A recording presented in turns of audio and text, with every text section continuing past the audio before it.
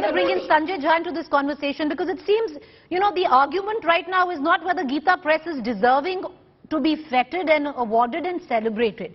The argument is, should have Gita Press got the Gandhi Peace Prize, when it seems to suggest, history stands testimony, that the founders of Gita Press and Mahatma Gandhi were not quite on the same page.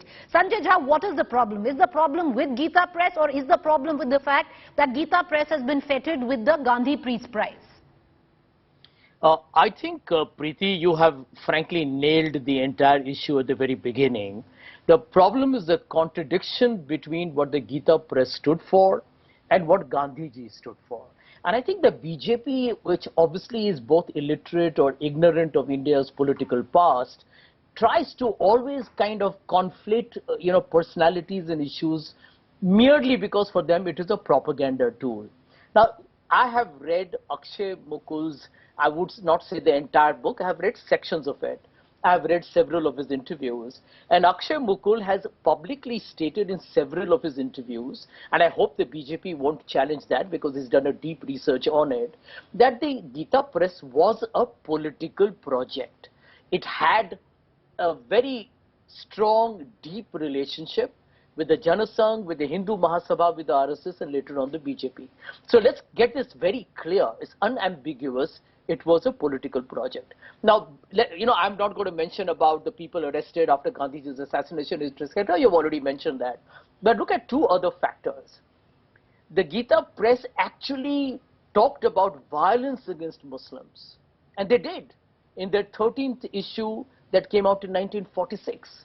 How can that institution be given a Gandhi Peace Prize? I mean, it's absurd and atrocious. Let me give you another example.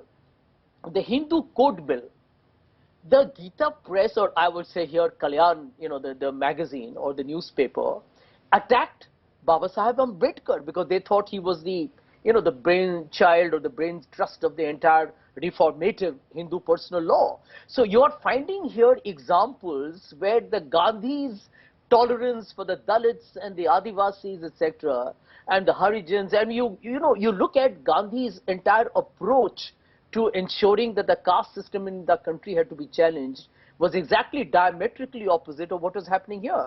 And one last point, and I quote from here, which is actually one of the paragraphs which was mentioned. And let me quote to you. Christians and Muslims would enter our homes, marry our daughters, and beef would be cooked in our homes. This is the kind of content that was coming out from the Gita Press. And this is reminiscent, by the way, of what you're hearing about the love jihad bogey today. So, end of day, my last line. I'm a Hindu. Many of us in this country who are the majority population, we are religious, but we are not communal. And I think the problem here is very straightforward. That end of day, the Gita Press, I'm sure, has done extraordinary work. Let them be given any prize that the BJP wants to give. But please do not link it with Mahatma Gandhi, for heaven's sake. Okay. Now, I want to bring in Sanjay Verma. I know you want to come in, but I just want to bring in Rahul Shrivastava into this conversation to maybe give some political context to this award. Rahul, do you think the Congress somewhere down the line has misplayed their argument when they attacked Gita Press? Because if you do look at the majority population of this country, Rahul, have grown up on Gita Press, where if somebody wanted to buy the Gita, you'll fall back and say, make sure it's by Gita Press. Or if you wanted to buy any religious, literature, it would be say, make sure it's by Gita Press.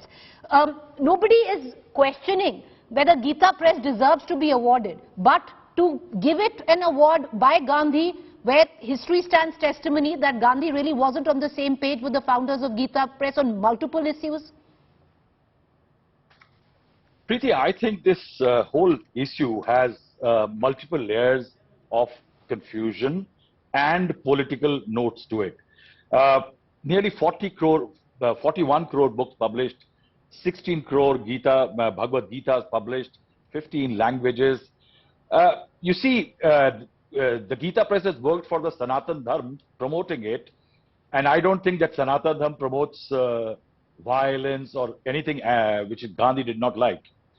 The fact remains is that I think it is regarded by several Gandhians as a player in the theatre of Hindu nationalism. That's the objection. And the objection is that it is not just on the basis of color of faith, but also caste and creed. Now, in that, there is an objection that if you see, once Mr. Hanuman Poddar wrote a letter to Mahatma Gandhi that in his dream there was someone who came and told me that Gandhi is not going to live very long and he should spend the rest of his life praying. So Mahatma Gandhi at that time did not hit out at Mr. Poddar, and he had in fact responded that this dream is a sign of love. Now, that's Gandhian. Now, the issue is that could it be some other award to Gita Press, because the Gita Press has done great work. Now, a lot of notes are being brought into it that if you have so much of objection to Gita Press, then what was Congress doing in 1992, printing that postage stamp in the name of Mr. Poddar? If Mr. Poddar is wrong today, not to be given an award, why was the Congress creating a stamp? Because at that time the Congress was swinging slightly right. Then I think it is an idea, is very shortly I'll tell you, the idea is to populate the mind space of the public space with these kind of ideological markings. The Congress 600 schemes after Gandhi Nehru family, and if you see the last two awards, Vivekanand Kendra and one more, both are closely linked to the RSS. Before that, you had Julius Nyerere, you had Desmond Tutu, and these are people who had some element of Gandhi in them. But I think it's been happening. Policies are being named after RSS, leaders of the RSS pantheon. So Sanjay Verma, policies are being changed in Chhattisgarh, for example. RSS policies and policies named after RSS are being changed to Indira Gandhi and Rajiv Gandhi.